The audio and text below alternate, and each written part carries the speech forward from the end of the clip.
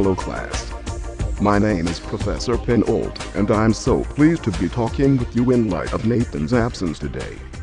I hope I can be of some assistance in understanding about managing resources.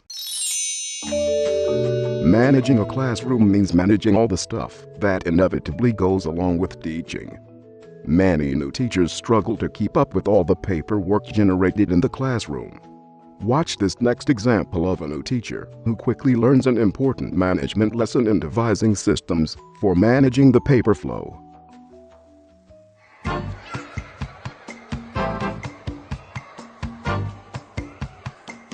Here we see that Mr. Nathan is overwhelmed with the sheer amount of paper that his lessons are producing.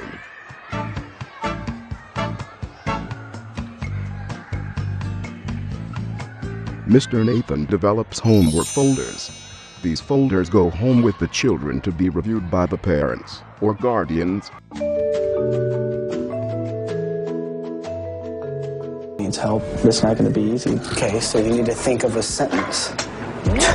Tan, pay attention to your work. Well, don't look at me. This is your work, honey. I don't know, Dog. Implementing systems for managing resources allows teachers to streamline their efforts and spend more time on instruction and not on checking homework.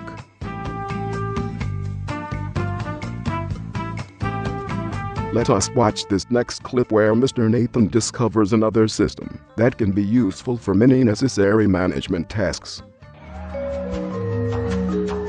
This system is called Student Numbers. He assigns each student a number, and this number is used for several purposes. It can aid in the quick collection and placement of papers in numerical order, instead of having to deal with all those names. The papers then can be easily entered into the grade book.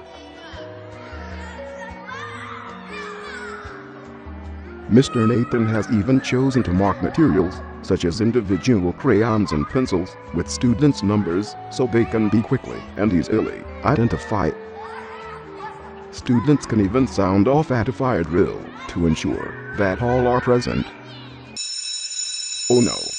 It appears we are having a fire drill of our own. Let us count off using numbers. Eric. Start us off, baby boy.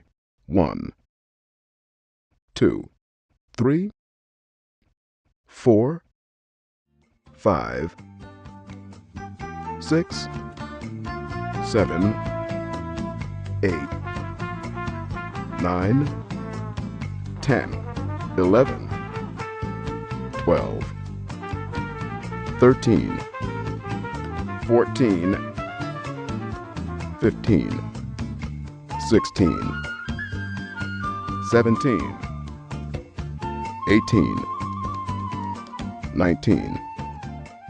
Great job. Thank you everyone for participating. Had this been a real fire drill, I highly doubt anyone would be seriously burnt. A question that I get asked all the time is, how do I use my classroom's single classroom computer to meaningfully instruct the entire class? 3/4 of all American classrooms have between 1 and 5 computers. The single computer can be used both as a teacher tool and as a student tool.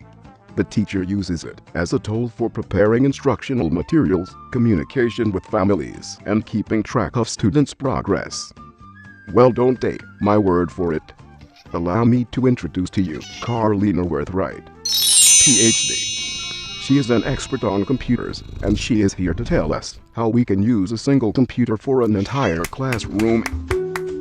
As you stated, Professor, a computer can be used as a teacher tool in addition to being a student tool. Teachers can contact parents over email and even use an electronic gradebook. If the computer can be connected to a projector system so that all can see the screen, it becomes the teacher's whole class instructional tool. Let us pop in on Mr. Nathan's classroom again. You'll notice that he is using the computer to play a slideshow of the digital photos of students at work. He's even showing a short video clip to enrich the lesson.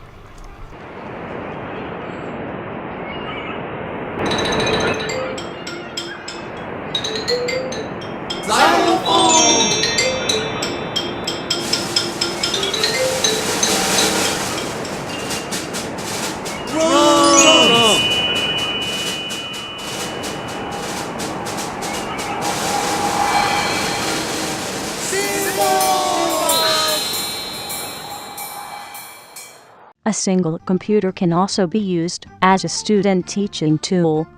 Individual students can provide input to larger projects such as brainstorming lists. A 5th grade class that is learning states and capitals may have the option of playing a matching game on the computer. Let us quickly play Mr. Nathan's state and capital matching game.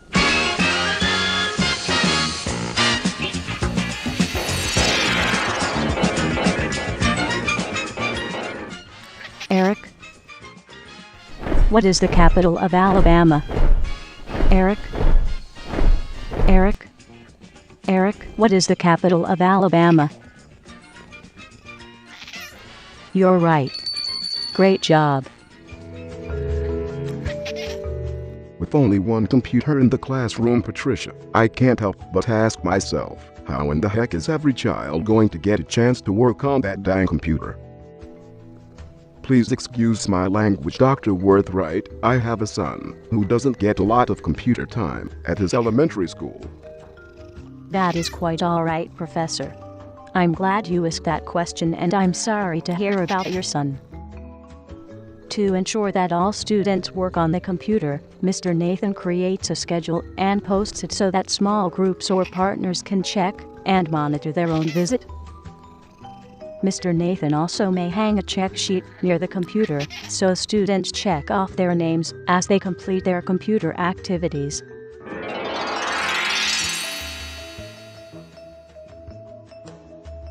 As you can see, the computer is a great teaching tool for the whole class to enjoy. Thank you for sharing with us your vast knowledge of computers, Patricia Wilson, PhD.